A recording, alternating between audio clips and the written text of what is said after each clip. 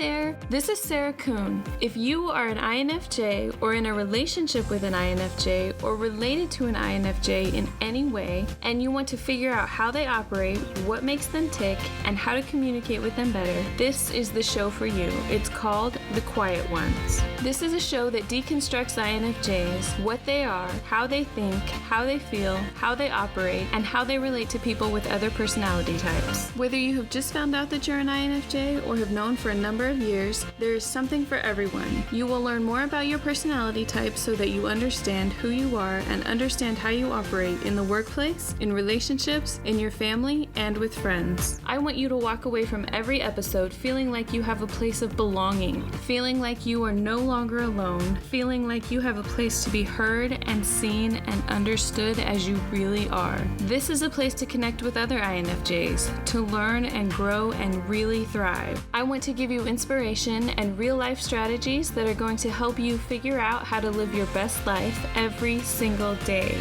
Though INFJs are very rare, you are not alone in this world. You are not the only one who thinks the way that you do and feels the way that you do. Hear from real INFJs just like you.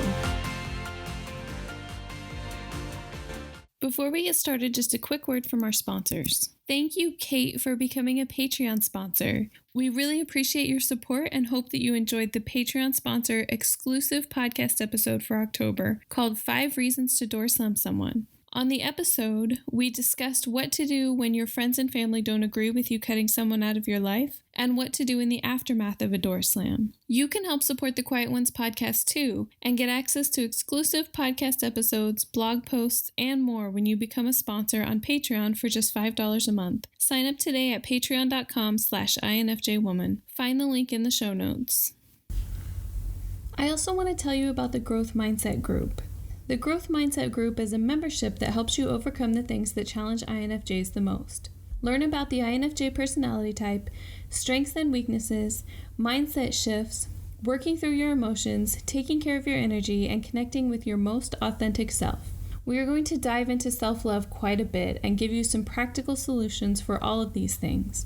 The program includes 2 monthly group coaching calls with me, Sarah Kuhn, the INFJ woman. Access to a private Facebook community of INFJs who are looking to grow just like you, and exclusive videos to help you continue to learn and grow.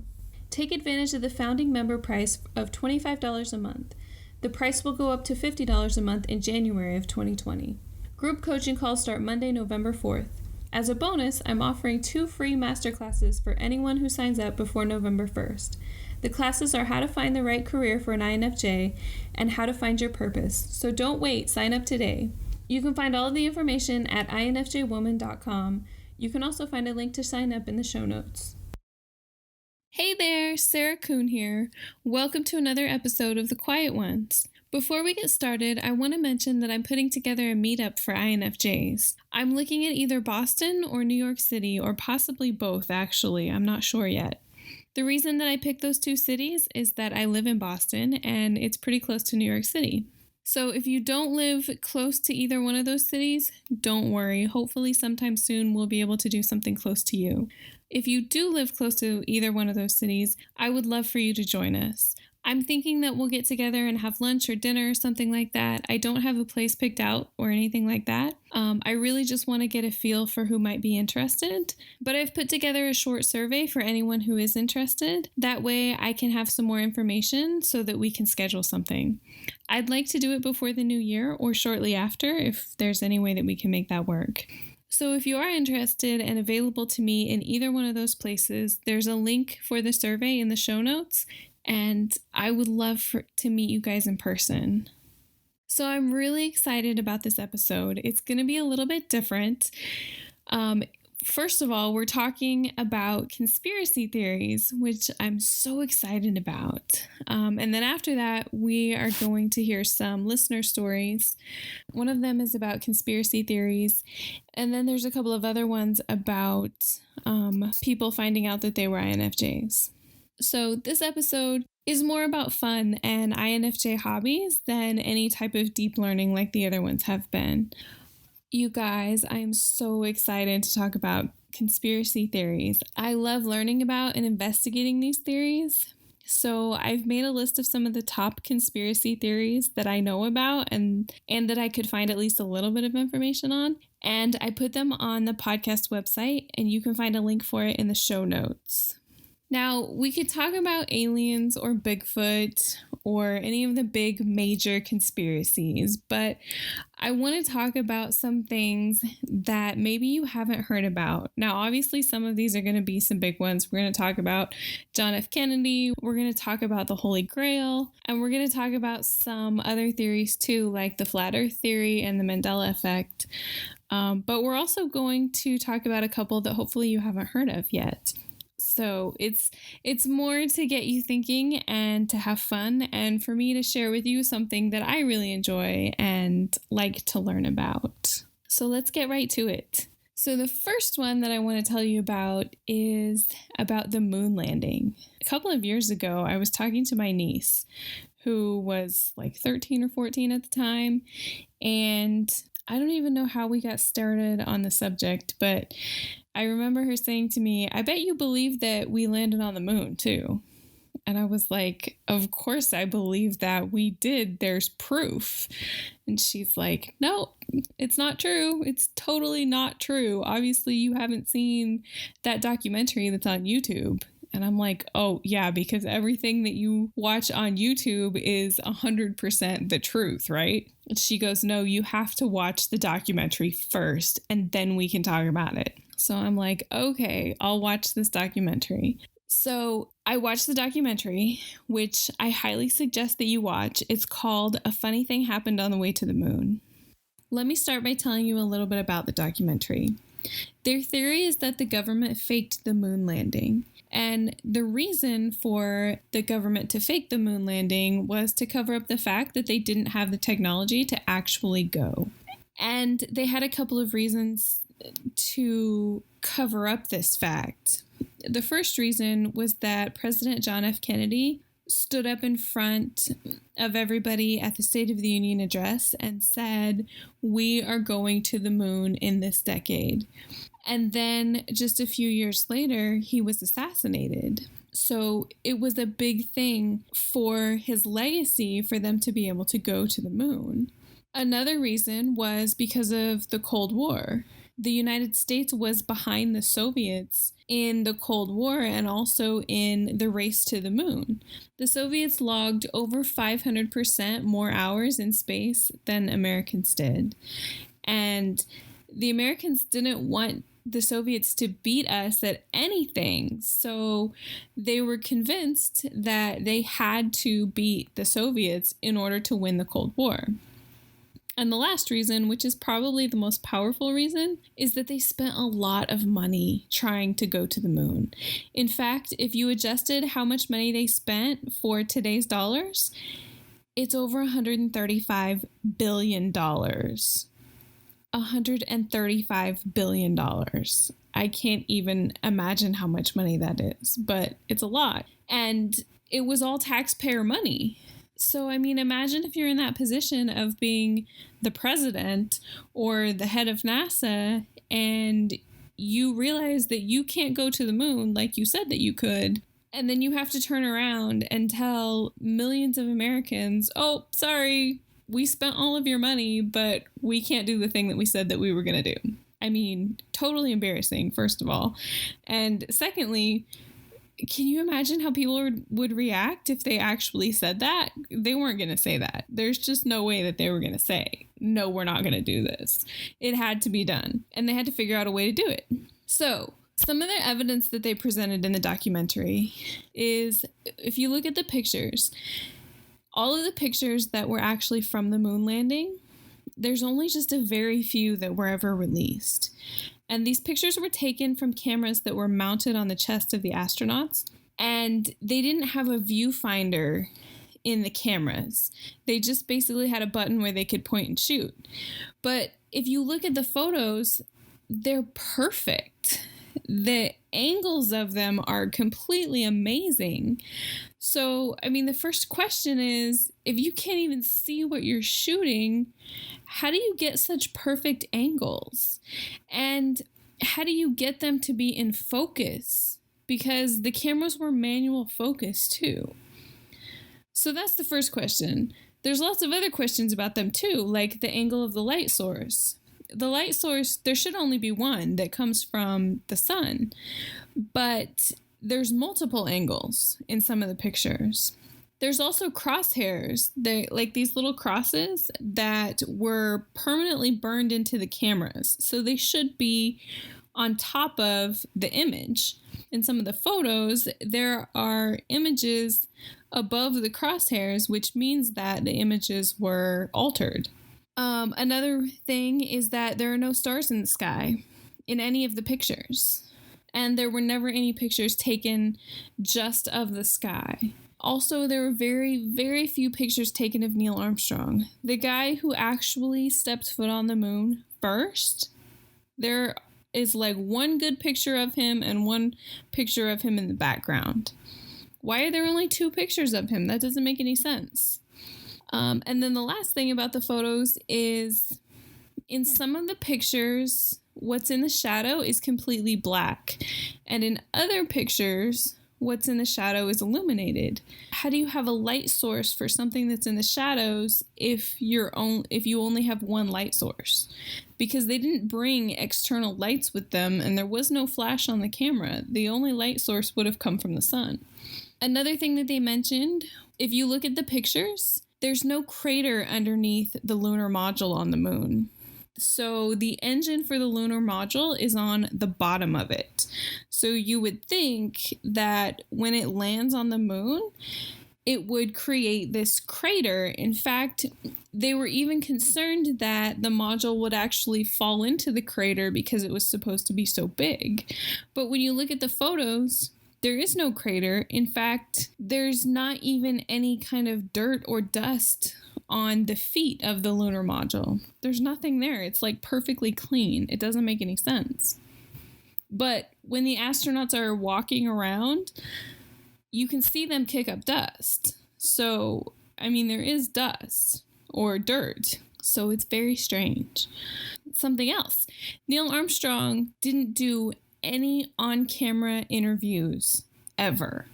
He's only done a few speeches for anniversary events, and then the one post interview that they did after they came back where all 3 of the astronauts were there, but he's never done any outside of that, only NASA sanctioned type of events. But the question is, why?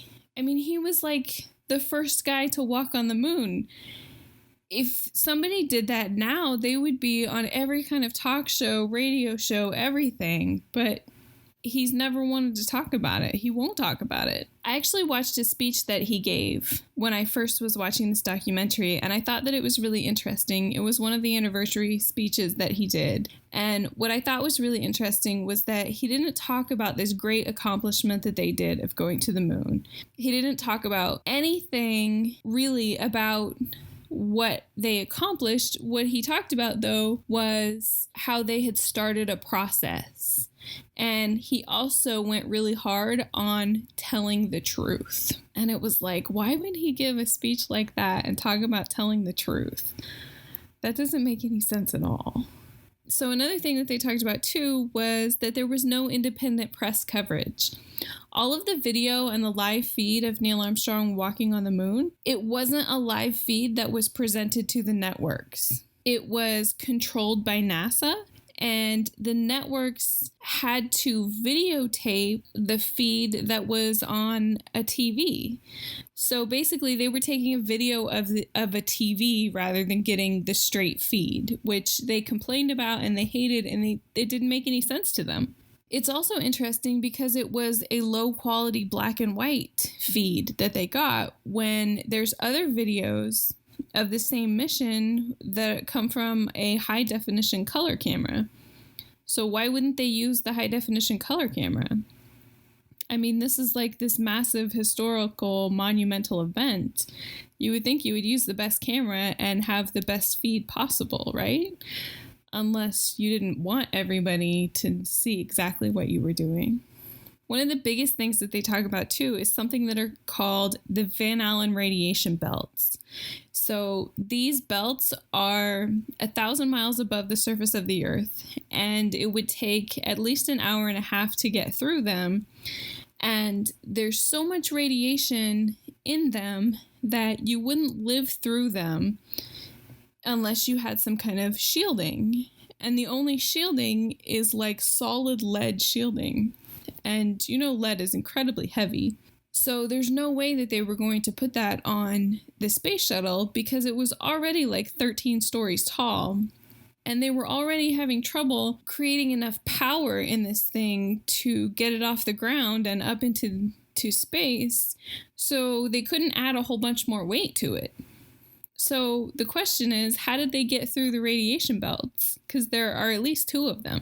And none of the astronauts ever had any type of radiation poisoning. So how does that work? I also saw a video too that was on the NASA website that's a pretty recent video where there was a lady talking about how they're working on creating a radiation shield for the computers in order to be able to send them to the moon. But that doesn't make any sense because they've sent computers to the moon before and they've sent people to the moon before. So why don't they use the same radiation shield now that they used back then, right? I mean, doesn't that make sense? One of the best things, though, that they talk about in the documentary is they requested pictures and video from NASA for more than 5 years. And they had a really hard time getting anything from them until they finally got a bunch of stuff from them. And one of the things that they got was an old reel. And they said that they got it by mistake, but it's an old reel that's labeled not for general public distribution. And it's from Apollo 11. It's of the crew staging a photo for part of their mission for nearly an hour. And what they were doing was staging a shot of the Earth through the window to make it look like they're farther away from the Earth. And you can really clearly see them doing it. And they actually talked about how they had moved the camera to the back of the module that they're in, and they had blocked off all the other light sources, and they had actually created like a crescent moon shape to put in the window to make it seem like the Earth was even smaller than what it actually was. And there's like an hour of this footage of them talking about what they're doing and how they're doing it. And towards the end of it, you can see them move all of the things that were blocking the other windows and move the crescent shaped part out of the window. And you can see how big the Earth actually is in the window. I mean, it doesn't make any sense why they would be doing that. Why do you need to stage a fake shot? Why don't you just show the real thing? I mean, unless they're trying to cover up something, right? I don't know. The whole thing is very interesting. I've watched a couple of other documentaries on it. And I mean, I'm completely convinced, honestly, that we really didn't go to the moon. But I will leave it up to you. Definitely watch the documentary. It's only about 45 minutes, but it's very, very interesting. And again, there's a link for it in the show notes. There's a link for the episode website, and you'll find the link for it there on my website. So the next thing that I want to talk about is treasure.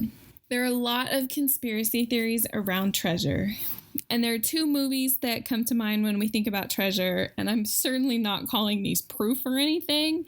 They just describe the theories really well, and I really liked both of the movies, so we're going to talk about them. They are The Da Vinci Code and National Treasure. So let's start with The Da Vinci Code. If you haven't seen either one of them, spoiler alert, we're going to talk about what happens in them. So the Da Vinci Code is about a man who's murdered in the Louvre Museum in Paris. I probably didn't say that right. I'm sorry. I tried. The police recruit a local cryptologist who's named Sophie and a leading symbologist from the United States who's named Robert to help solve the murder. And throughout the movie, they explore all kinds of theories throughout history that lead them to believe that the Holy Grail, which was long believed to be some kind of a cup or a dish, is not a dish at all, but it's actually the bloodline of Jesus Christ.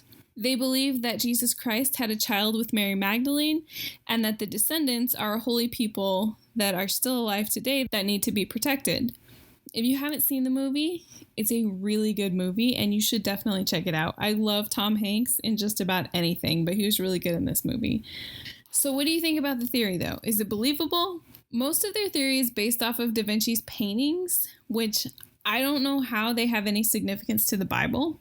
They also made reference to an apostle who isn't in the Bible. Whether it's true or believable or not, that's for you to decide. I thought it was really interesting, and the way that I look at it is it's a really interesting story, and it's fun to watch because I love all of the history. And again, I'm not saying that the history in the movie is accurate, because we all know that Hollywood embellishes a lot of things and they twist stories to make them fit their movie, but it is definitely interesting. I also like the second one, Angels and Demons, which was really good too. The part that's really interesting to me about it, though, is the Holy Grail and the lengths that people go to in order to find treasure. Which brings us to the next movie, which is National Treasure, another movie that a lot of people thought was really hokey, but I thought it was really cool. So the movie is about a treasure hunter named Ben Gates who comes from a long line of treasure hunters. And they have this clue that's been passed down for generations that reads, "The secret lies with Charlotte." But they don't know who or what Charlotte is. So Ben finds a meerschaum pipe that leads him to believe that there's a secret code on the back of the Declaration of Independence. So he and this hodgepodge team that he puts together of treasure hunters steal the Declaration and find this code that ultimately leads them through a series of clues, and they are led to these secret caverns that are underneath some sort of cemetery where they find this amazing treasure. But do you believe the theory, though? Is there really a secret code on the back of the Declaration of Independence? Well, I, for one, hope that it's a lot harder to steal the Declaration of Independence than they make it seem like in the movie. So honestly, we'll probably never know, but I really doubt it, honestly. It is a really cool story, though, and again, I love all of the history. The way that they talk about history in both of the movies, it makes me really interested in history, and it makes me want to read some of the stories for myself, which is why I think it's really cool. But the thing that fascinates me the most about both of these movies is the treasure. Like I said before, I'm fascinated by the lengths that people go to in search of treasure and how much money they spend. I've recently been watching this show on the History Channel that's called The Curse of Oak Island. It's also about treasure. It's about two brothers, and this is actually a true story, so this is a lot more believable than the two movies. But it's about two brothers who own most of an island in Nova Scotia, and they believe that there's some kind of treasure on the island. They don't know what it is or who put it there, but they are spending millions of dollars trying to find it. One of them has so much faith in the story. I mean, his faith could move mountains. He is so certain that there's something there, and he's going to find it no matter what. He remains hopeful no matter what goes on, no matter how many times they turn up empty-handed. They're drilling a bunch of holes in one part of the island that they're positive there's some kind of treasure buried like 150 feet deep. And they've drilled like 42 holes or something like that. And every time it comes up like, oh, no, there's nothing there, he's like, okay, let's go again. Let's dig another one. We're going to dig here. We're going to dig here. And everybody else is like, I don't know if there's treasure here. Like, I'm really not certain. And he's like, no, there is. There has to be. Let's just keep going. It's just so incredibly fascinating because for me, I am definitely the type of person that gets an idea in their head and like, okay, let's do it. I'm going to do it. I'm going to do it. It's going to happen regardless. I'm going to do it. And I keep pushing forward and keep pushing forward. And every time that there's these big obstacles that come my way, I mean, I get a little bit discouraged and a little bit more discouraged. And then eventually I start to think, okay, am I doing the wrong thing? Like, is this some sort of a sign that I need to stop and do something else? I strongly believe in looking for signs, maybe not like signs from the universe or some kind of combination of signs from God, just to say, you know, this is what you're supposed to be doing. And he just doesn't care. He just keeps going and keeps going. He has like this unrelenting determination, and it's really, really fascinating to me, honestly. I know that sometimes people say that you need to keep going because it's usually like you stop right before you get the thing that you're looking for. So that's also something that I think about, like right before I'm ready to stop, or right before I'm ready to say, okay, enough is enough. Let's stop and change course. But I'm also completely addicted to the show. Like I've watched, I think there's 6 seasons, and I've watched like 5 of them so far.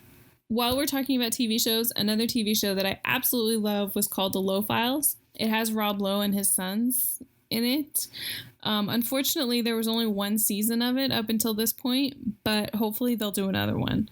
So on each episode of the show, they explored some kind of a different theory. They talked about everything from Area 51 to Bigfoot to ghost hunting, all kinds of different theories. And they even spent a couple of nights in a few different places looking for ghosts. One of them I think was like an old prison, and then one was some sort of old asylum or something. It was really interesting, honestly.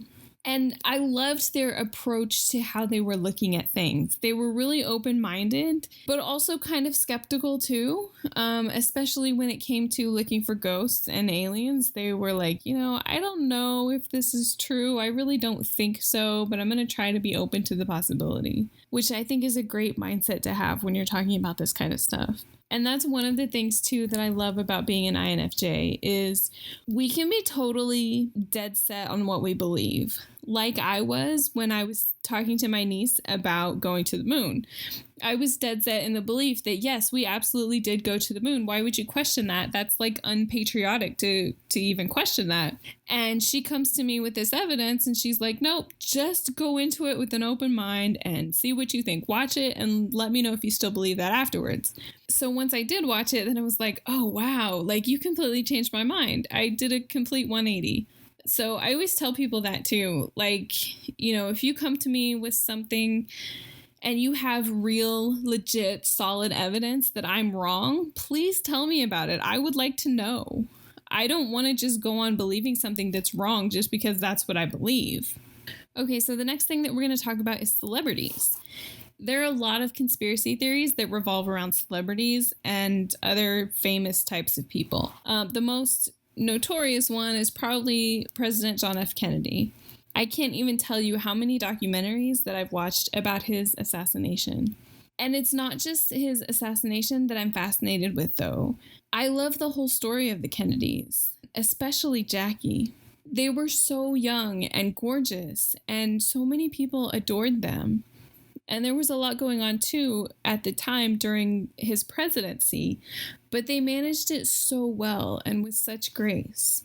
So the conspiracy theory around President Kennedy, in case you don't know, is around how he was assassinated, whether or not it was actually Lee Harvey Oswald who killed him, or there was some second shooter who actually killed him. I've seen so many documentaries, and there really isn't a lot of evidence, honestly, either way. So it's really hard for me to say. It's hard for me to believe that somebody like Lee Harvey Oswald could do that, but it was also such a long time ago that, it's possible. There wasn't near the amount of security back then that they have now, and things worked a lot differently too. So I don't know, honestly. Another thing that I wanted to bring up is called the Lincoln-Kennedy coincidences urban legend. So there are some people who believe that there's the connection between President Kennedy and President Abraham Lincoln. It's a list of coincidences that first came up in the GOP Congressional Committee newsletter and was later in the American press in 1964. So here's the list according to Snopes. Both presidents were elected to Congress in 46. Both presidents were elected to the presidency in 60. Lincoln and Kennedy both have 7 letters. Both were particularly concerned with civil rights. Both wives lost a child while living in the White House. Both presidents were shot on a Friday. Both presidents were shot in the head. Lincoln's secretary, named Kennedy, warned him not to go to the theater. Kennedy's secretary, named Lincoln, warned him not to go to Dallas. Both were succeeded by Southerners. Both successors were named Johnson. Both successors were born in 2008. Both assassins, John Wilkes Booth and Lee Harvey Oswald, were born in 1939. Both assassins were known by 3 names. Each assassin's name is composed of 15 letters. Booth ran from a theater and was caught in a warehouse. Oswald ran from a warehouse and was caught in a theater. Booth and Oswald were assassinated before their trials. I don't know how this happens or why or who would even put it all together, but it is really, really interesting. The next person I want to talk about is Kurt Cobain. Now, I wasn't really around when Nirvana was a thing. I was still pretty young. But I've heard his name so many times, and I've wondered why it was such a big deal and why everyone knows about it. So I was looking for something to watch one night, and I came across this documentary. I think the first one that I watched was called Kurt and Courtney, and you can find it on Amazon Prime. It's a really, really interesting story. But I watched another one that's even better the other night that's called Soaked in Bleach, and it's also on Amazon Prime Video. That one is crazy, honestly. So the one that's called Soaked in Bleach is a documentary that was put together by a private investigator that was hired by Courtney Love a couple of days before Kurt Cobain's body was discovered. It's a really interesting story because this private investigator recorded a bunch of calls, I think pretty much all of his calls with Courtney Love, and with a lot of other people who were involved in it as well. So the way that he tells the story is that he was hired by her and she told him that Kurt was missing. And so she hired him to figure out where Kurt went. So he does a bunch of work to try and find him. He lived in LA, and a couple of days after he was hired, he went to Seattle, which was where Kurt Cobain lived. And he went with a friend of Kurt and Courtney's. And they went inside of Kurt's house a couple of times, I believe. They were looking for a shotgun that Kurt had purchased a couple of days before he disappeared. And they couldn't find it. And like I said, they went in the house a couple of times, never found anything. And then they were going somewhere away from Seattle, and they heard on the news, on the radio, that Kurt's body had been discovered at the house. So they go back to the house, and this private investigator goes up to a police officer who's at the house, and he says, "Hey, I have some information that whoever is in charge is going to want to hear. I've been investigating this for several days now." And the police were like, "No, we're not really interested in talking to you. Why don't you come back later? You can come by the police station later and we'll talk to you then." And the private investigator is just like flabbergasted. He's like, why in the world would they not want to talk to me? So he has all of this information, and a lot of it sort of just stacks up against Courtney. Not only is there a lot of information about Courtney, but the police were so completely negligent when they investigated his death. They actually flat out told him that the first policeman who got to the crime scene, which is like, the low man on the totem pole, pulls up there and says, "Oh, that looks like a suicide." And they were like, "Okay, cool, it's a suicide. Open and shut case." And it's like, are you joking? That's it? The low man on the totem pole who gets paid the absolute least is the guy who determines whether or not this is a suicide or not? So then on top of that, they took a bunch of photographs of the crime scene, and the photographs weren't even developed. In fact, they weren't developed until I forget when it was, 2014 or something. I mean, it was crazy. He died in the early 90s, and it took them decades to develop the crime scene photos. But there was a guy who climbed up in a tree or something and took some pictures. So there are some very sketchy pictures. But from those pictures, you can see that he has a shotgun, and it's at this very weird angle. They had a graphic in the documentary where they were saying that in order for the shotgun, how it was placed there, his hand would have had to have been at a completely unnatural angle in order for him to have killed himself. I mean, that was one thing. Another thing was that he had taken a lethal dose of heroin, and not just like a little bit, but it was like 70 times the amount that would be lethal. So he wouldn't have even been awake in order to be able to kill himself. And, you know, this is information that a private investigator found and the police just completely ignored. So anyway, it was really interesting. If you're at all interested in like cold cases or Nirvana or Kurt Cobain, you should definitely watch it. Watch the one that's called Soaked in Bleach because it is way better than the first one that I watched. There were also some taped phone calls with Kurt and Courtney's lawyer, which, I mean, she was definitely on the private investigator's side until she realized that she was being recorded, and then she didn't want to say anything else. The private investigator hired a bunch of other experts, and they all agreed with him. They're like, there's no way this was a suicide. Like, completely no way. Another celebrity that I wanted to bring up really quick because I think it's really interesting is Avril Lavigne. I don't know if you guys have heard about this. This is something else my niece was telling me about. She's a great source of information, honestly. She was telling me that there's a conspiracy theory that Avril Lavigne died in 2003 and was replaced with somebody named Melissa, who she had hired prior to her death as a lookalike to go to events that she didn't want to go to. There's also a link for this on my website. You have to look at the pictures.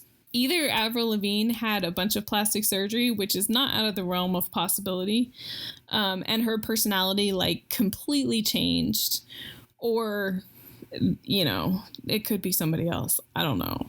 It's very interesting.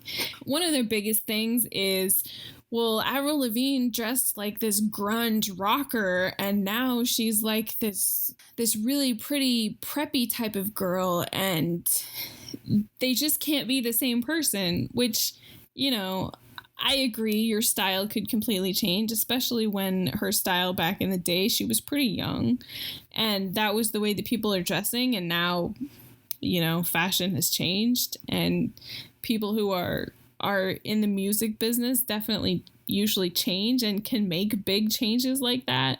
So I don't know. Some of their theories based on the shape of her eyes and the shape of her nose, and I could see some of it.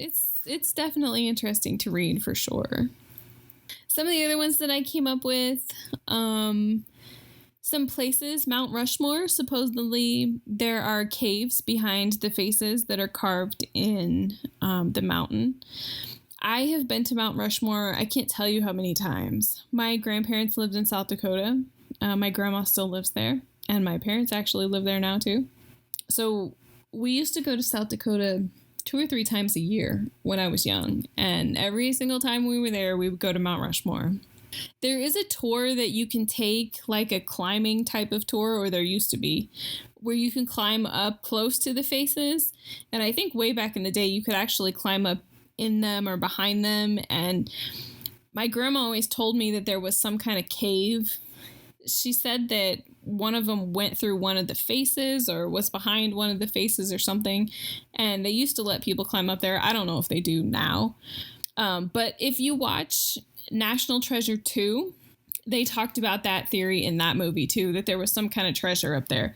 I don't know if it's treasure or if there isn't even caves there, but I've definitely heard that one. Another thing that I ran across was Bigfoot.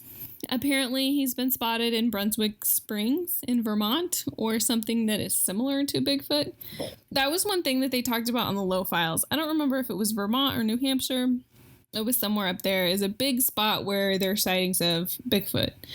But I have a link for that too on the website, which is very interesting. So some of the buildings that I found too are the Denver International Airport. This is a really, really, really interesting story. You should definitely check this one out. There are some pictures in the link that's on my website. Yeah, so Denver built this new airport in 1995. So it's not really new, but it was new in 1995. It's $2 billion over budget. which is the first thing that seems awfully sketchy. The second thing is that they built like 5 buildings to begin with, and they were like, oh, we messed up on those. Let's just start over. And rather than knocking them down, they buried them. Like 5 buildings.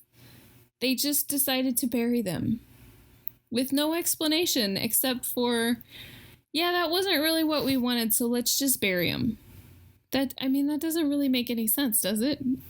That's not like a normal thing to do. On top of that, the whole airport is twice the size of Manhattan in New York. So it's massive. And it's Denver. I mean, Denver is like a big place and there are a lot of connecting flights, but they don't really need an airport that's that big. I used to have a job where I would travel all around the United States. And I don't think that I've ever been to Denver, now that I recall, but I have been to a lot of big cities. And some really big cities have some pretty small airports, honestly. I was shocked at the size of the airport in Indianapolis. It's very small. I've been to the airport in Dallas, which is pretty big, which makes sense because there are a lot of connecting flights in Dallas. The size of the airport in Denver is significantly larger. I mean, it just doesn't make any sense. It doesn't add up. And not only that, but it's decorated with art that's very creepy and that doesn't really make any sense. When I lived in Charlotte, North Carolina, there was this statue out in front of their airport that was like this woman and her dress was blowing in the wind and everybody thought it looked really weird, but it kind of made a little bit of sense because, you know, airports, planes are about wind, and so, you know, and the statue I think has something to do with Charlotte. And Charlotte was named after a queen. You could kind of, you know, say, oh, okay, yeah, this sort of makes sense if you kind of put a little bit all of it together. But the statue that's out front of the Denver airport is of a horse that's kind of like seriously creepy looking. And what that has to do with airplanes and an airport, I have no idea. And there were a lot of paintings also that didn't make any sense whatsoever.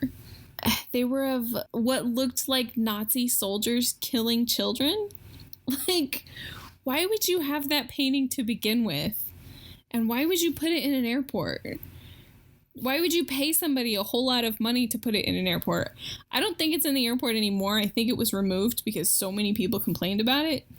But it was definitely super creepy. You can still see the image if you Google it. Another thing is that the runways in the Denver airport are sort of shaped like a swastika. If you look at an aerial image of it, you can kind of see it. You have to want it a little bit, but they're definitely shaped pretty odd, especially for an airport. Like, it doesn't make any sense. The theory, though, is that it's hiding something. That $2 billion is hiding some kind of headquarters, or they think it's for the Illuminati. I don't know. They think it also has something to do with Freemasonry, or it could possibly either the Illuminati or Freemasonry, or maybe they're connected somehow. I don't know. But it's definitely interesting.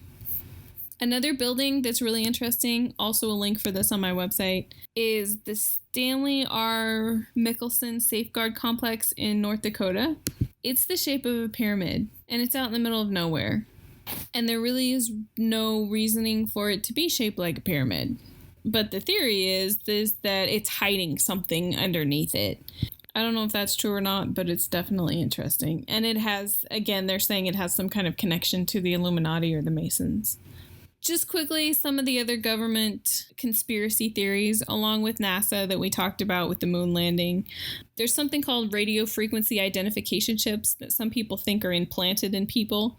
Some people actually won't have babies in hospitals because they think that the government is planting these chips inside of babies' hands.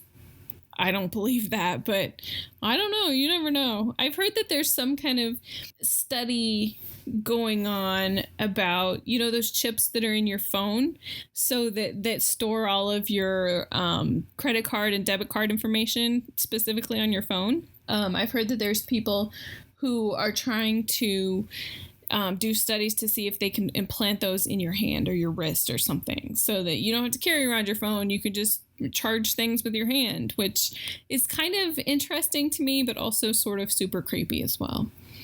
So again, I don't know about that, if it's just some kind of conspiracy theory or if it's actually true. I don't know. There's references also. I was going to say this in the beginning and I totally forgot.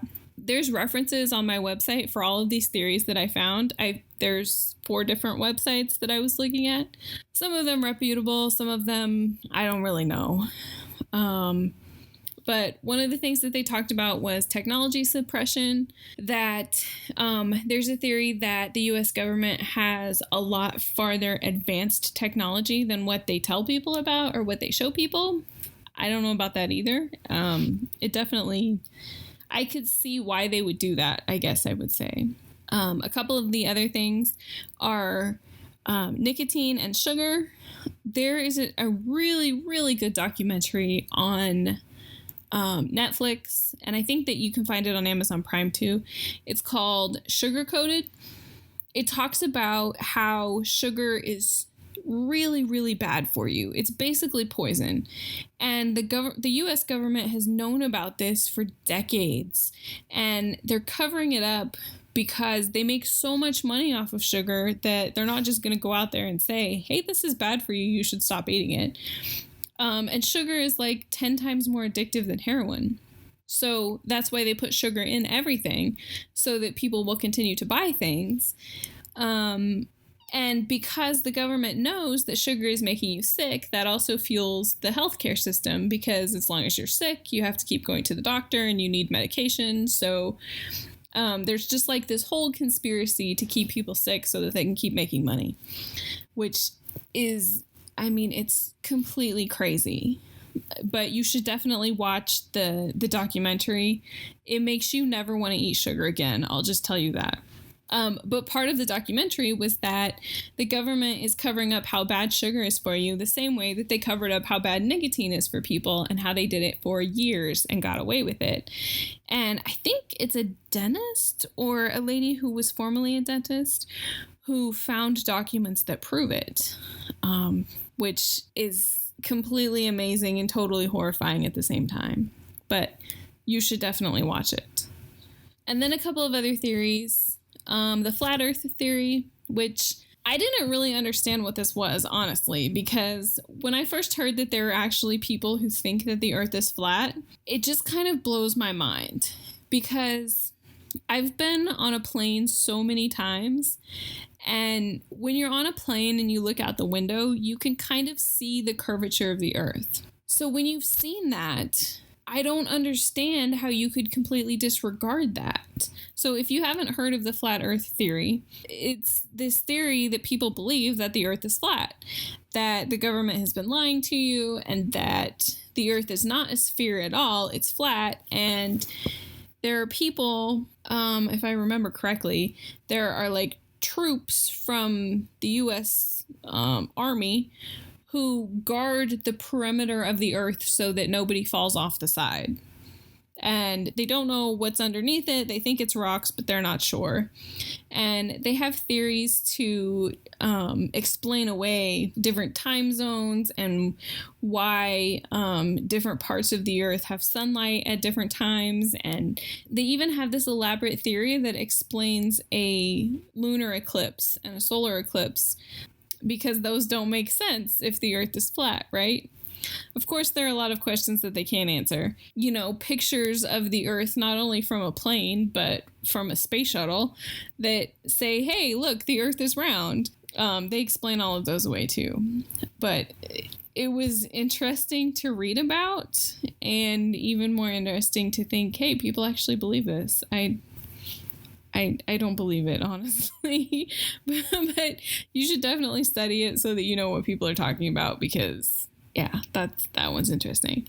And the last one that I want to talk about is called the Mandela effect. So the Mandela effect is a collective misremembering of a fact or event, and nobody knows what really causes it. And it's named the Mandela effect because there was a large majority of people who believed that Nelson Mandela had died. And then when he actually died, people were like, oh, I thought he was already dead. Some of the things that it includes is like lines from famous movies that everybody gets wrong. Like one of their examples was in Casablanca, Humphrey Bogart saying, "Play it again, Sam." And erroneous dates and numbers. Apparently, there are a lot of people who think there are 52 states in the United States. There's actually only 50. I don't know why people think there are 52. They probably assume that there are 52 in the continental United States, and then they add Alaska and Hawaii and go, oh, there are 52. I don't know if that's a collective misremembering or if that's just that so many people didn't pay attention in school. I don't know. I don't know. Some people also try to add Puerto Rico and Guam. Puerto Rico is not a state. It's a territory, which is not a state. But still, that would only get you 51. It wouldn't get you 52. Some other examples, which I think are, I don't know. I can't say that I really subscribe to this one, so I guess that's why I think it's kind of sketchy. People misremembering how McDonald's is spelled, thinking that it's MacDonald's rather than McDonald's. I'm going to say this one wrong. The Bernstein Bears, or there are two different ways that people spell it, and everybody seems to remember it the wrong way. So one of their theories is it's based on a principle of quantum mechanics that says that people who experience the Mandela effects have slid into a parallel reality. And some people grew up thinking it's the Berenstain Bears, and other people grew up finding that it's the Bernstein Bears, which seems very far-fetched. You know, that some people grew up in a universe where there were 52 states and other people grew up in a universe where there were 50 states and there were parallel universes. I mean, I don't know about that. I feel like it's just a lot of people who don't really pay attention that much. But I don't know. I'm going to leave that one up for you to decide because I can't tell you one way or the other. So those are my conspiracy theories. This is what I spend my free time doing. Looking for documentaries on things that aren't really accepted or looking for new information that's interesting. One of my favorite types of documentaries is true crime. I love cold cases and stories of people who you think have like slipped through the system. I guess I hope that they've slipped through the system because I listen to their stories and I think, wow, I hope that doesn't happen a lot. I hope that's just like one or two things. But some of my favorite ones on Netflix are Making a Murderer, and The Staircase was also completely awesome. Making a Murderer is a horrifying story of injustice, honestly. And if you watch, there's 2 seasons out right now, and I heard that they're making a 3rd season. It's just an incredible story, honestly. Yeah, maybe we'll do an episode on other kinds of TV shows like true crime stories. I love true crime stories. I don't know how that ties into INFJs. But we can make it tie in somehow.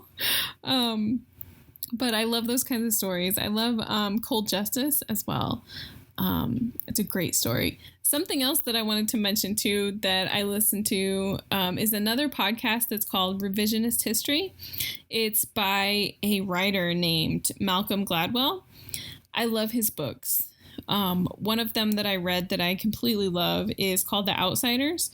He talks about how people who are incredibly talented, people like professional hockey players and professional basketball players, how they get to be really good at what they do.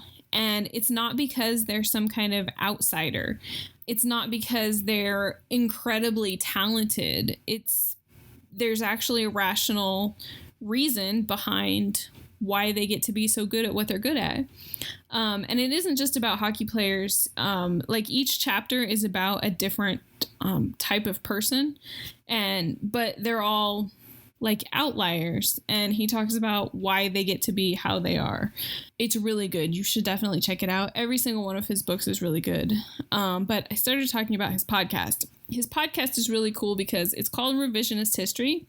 In each episode, he talks about something that is either misremembered or misunderstood. And it makes you think twice about some of the stuff that you think that you know, because a lot of it either gets twisted in history or gets twisted in the news. And you don't really know the whole story until you actually dig into it a little bit deeper. And even when you think you do know the whole story, there's usually a story behind the story that makes you think about something in a completely different way. So if you're looking for another podcast to listen to, definitely check his out. I think there are 4 seasons of it out now. So it's really, really awesome. So anyway, those are my conspiracy theories. What do you think? I would love to hear any feedback that you have and hear about any other conspiracy theories that you know about that I missed. If there's any documentaries that you've watched that you think are totally awesome that I should watch, I would love to talk about them and watch them and then talk about them. So send me an email. If you have a story that you want to share, definitely send me an email. My email is podcast@infjwoman.com, or you can send it to me direct message through Facebook or Instagram, which is @infjwoman. There's also a link in the show notes for our website where you can find a bigger list of all the conspiracy theories that we talked about and all the links for all the references that I was telling you about in this episode. Okay, so we have a couple of stories that I wanted to share with you. The first one is from Shelby, and she is from Blue Hill, Maine. And she says, I'm pretty sure the United States is run by a wealthy gentleman's club who tells congressmen how to run the country. It's not a democracy at all. There are outside people in control. The president is controlled too. That's how the president gets elected. As long as the president does their bidding, they back him. These gentlemen own the press and dole out money to control Congress and financial situations. Hey, Shelby, thank you so much for your story. I really appreciate you sending it in. I don't really dive too far into politics. I know that we did a little bit in this episode, but it's really such a mess that I tend to not go there. I can't say that you're wrong, though. I strongly believe that there's a lot more that goes on behind the scenes than what we see, for sure. I don't really like politics, like I said, but one of my favorite TV shows actually is about politics. It's an older show that's called The West Wing, and I love it because it explains a lot of the process. And again, it's a TV show, so, I'm sure that some of it's true and some of it's made up, but I feel like a lot of this makes sense. The show follows the staff that works with the president in the West Wing, and it shows all of the problems that they encounter and how they handle them. And I think it's really interesting how they handle them. And a lot of what they do is spin. They take an issue at face value and then they say, okay, how can we make this look differently? How can we make it acceptable? Or how can we change what people are talking about so that they're talking about something else? I think it's really interesting because I have worked in marketing for almost 10 years now, and I was a PR manager for some professional athletes for a while. And it makes a lot of sense to me because that's also what PR managers do. But once you've spent some time in that space and you see what goes on behind the scenes, you can pretty much pick out when people are spinning something to you. So when you watch the news and you hear about something big that's going on, but it kind of gets covered up because there's some other crisis that's going on, you're like, oh, okay, yeah, it's almost like magic, It's like a sleight of hand. We're going to take something away from you, but there's going to be some dancer over here on the other side of the stage that you're going to be really interested in. So you're going to watch the dancer and you're not going to see us, making a lion disappear when he's not really disappearing. He's just, we're just moving him out of the way, but you can't see what we're doing. So, like I said, PR managers do that a lot. I'm sure there's a lot of other people who do it too. But it is really interesting to watch how they handle some of the things that they handle. And some of it is completely ridiculous, but it's super interesting because you see it on the news now. You're like, why are people talking about something that is completely ridiculous? Why is this such a thing? And then you learn weeks later that there was actually some big important thing that was going on, but you were focused on this ridiculous thing, right? But anyway, I love the show. Part of the reason that I love the show is Rob Lowe is in it. And, you know, I'm going to watch anything that Rob Lowe is in. Okay, so I have a couple of other stories that I wanted to read to you. And these are about how they found out that they were INFJ. So the first one is from Erica. And she says, during my sophomore year in high school, I was on a quest of finding myself. I took various types of personality tests and then stumbled upon the MBTI test. I took it, and my first result was ISFJ. I was thinking at first, that is so me, and went with it. The following year, I retook the MBTI test again, and I got INFJ. I was very confused. I didn't want to be INFJ. I remember wanting to be an ISFJ, because at least they were common and I could fit in with the majority. I recalled feeling different around my peers growing up. Not in a wise behind my ears difference, but in a I can't relate to others difference. As a child, I was pretty much a loner and enjoyed being by myself. I was very sensitive as well. I cry so easily and get into tantrums a lot. I loved learning and reading books. I was also extremely close to my family. I hardly have any friends. I have acquaintances, if that counts. Sometimes I have random predictions that just come into my head out of nowhere. Most of the time they're accurate. I'm slowly trying to accept the fact that I'm INFJ and not question it a lot. I learned to follow my intuition more because I ignore it most of the time. I'm also learning more to love myself. Hey, Erica! Welcome to the INFJ Club. I didn't really want to be INFJ either when I first realized that I was. I was super scared about being very, very sensitive. I did not want to have a feeling personality. I wanted to be one of those tough people that have a thinking personality. But it's grown on me a lot, honestly. And I think part of the reason that I didn't want to be a feeling personality, there is some really negative stereotypes around people who are sensitive. I didn't want to be soft and squishy. I wanted to be all tough and hardcore. But the thing is, I realized that I don't have to accept other people's ideas about me. And you don't have to accept other people's ideas about you as an INFJ either. We get to define what we want and own what we want to be. It's so important to be proud of yourself and to love yourself. And those things are not easy to do. But I hope that you continue to work on it and that you find that love. The last one that we have is from Molly. And Molly says, I have a million stories on how my sensitivity and intuition has saved my life, but I have an INFJ trait that gets me into some trouble, and I'd like to share and see if anyone else can relate. When I found out I was an INFJ, I was so happy. 2% of the population? I'm special, gifted, and most likely in a small group of people that includes Hitler. Well, I'm an artist, so we do have that in common. But I don't hate people, cause wars, and mass murder others who are different from me. But Hitler had a strong belief system. He believed that he was right and had so much confidence in his belief that his zeal for others got him, unfortunately, very far. I grew up Catholic, was going to be a nun, and took everything as black and white, no gray areas. I had questions and reservations at times, but as an INFJ, I would find a way to hold true to my belief system at all costs, which included having a fun childhood and teenage years. You can't get those back. My belief in God and Jesus was so ingrained in me that I told my mom, who frequently skipped Sunday Mass, she was going to hell. I wasn't yelling at her or trying to belittle her. I was trying to save her soul. I carried my Bible with me everywhere, even to classmates' birthday parties, which is why I finally got left off the list of kids invited. I would stand up to bullies for others because that's what I truly believed Jesus would do, only to get my teeth knocked out and my lip cut open. Hitler had charisma, apparently, because so many people liked him and fell on their sword for him, but I just fell on my sword without a follower in sight. High school came, and I was my religion, and I started to have some followers. I felt such a high to have people come to me for advice or seek counsel or ask to go to Mass with me. It wasn't until years later I noticed they were mainly boys.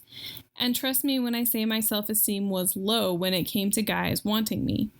It was unimaginable because I wasn't skinny and I was very plain Jane, conservative outfits. I still don't get it, but my husband says I'm beautiful and curves look good, even under baggy conservative clothing. The boys who wanted to fool around with me, apparently, and 2 gay men that were also very religious and felt comfortable talking to me, like many people still do now. I went to Mass every day. I wore a purity ring. I even marched in a pro-life rally and wouldn't understand why anyone would want to kill an unborn child. Then I saw my friends and followers start to bully and spread hate speech about gays. I had lesbian and gay aunts and uncles and cousins and truly believed Jesus loved everyone. Maybe not the slutty girls that annoyed me to no end or the ones who would abort a human life. But in my mind, gay or straight, love was love. Then my close family friend was murdered by her boyfriend. That type of loss and rage will drive even the sweetest of lambs to kill a wolf in sheep's clothing. And finally, I went to Planned Parenthood as one of my volunteer jobs, reluctantly, and met the people who work there and go there. I saw the services they provided and was shocked that it was more than condoms and abortions. I wrote in my 2nd grade essay I wanted to be a martyr so that I could become a saint and live forever with the Holy Trinity. You know what I allowed to happen to me for me to become a martyr? Sexual and emotional abuse as a child. I believed I was doing the right thing. I was a good person following the teachings of a good person and making the world a better place for others. My belief was my core, and like Hitler, my paintings weren't going to get me famous, but sainthood would, right? Now I'm an individual, a pro-choice advocate, artist, for fun, and unable to work because I put my body through so much that before I was 30, my spinal cord needed emergency surgery and my hips collapsed inwards. So basically, I realized that yes, I'm judgmental, but I can work through that and see each person as an individual. I'm no longer what I believe in, but I still find myself drawn to groups of believers. And I find it hard to put myself before others because I still hold on to the belief that I'm going to make this world a better place. Now, I haven't studied Hitler's speeches, and I wouldn't be shocked to find out if there's a similar line in there too. Molly, thank you so much for sharing your story. I am so sorry for the abuse that you suffered. I really hope that you're finding healing for that now. I can relate to a lot of your story, a lot of what you spoke about. I too was very religious when I was in high school. I was convinced that I was going to marry a pastor and give my life in service to the church. I even met a pastor that I really liked, and I thought everything was going to work out, but it didn't. I feel like God had other plans for me. Part of being an INFJ is that strong black and white all or nothing mentality. When I was in church, I was all about the church, just like you spoke about. But when I was done and nothing could get me back. I also wanted to talk a little bit about Hitler. I know a lot about World War II, but really very little about Hitler. I have seen him listed as an INFJ as well, but it's hard for me to believe that.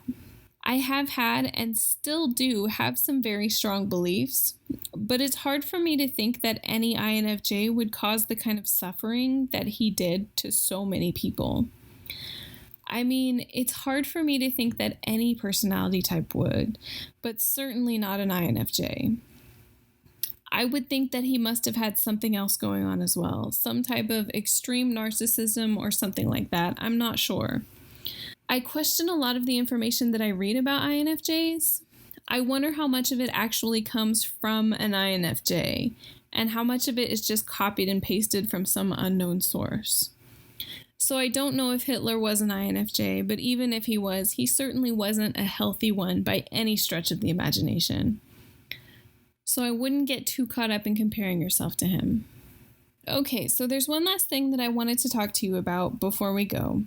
I read a post on Facebook this past week that asked, where do you want to be a year from now?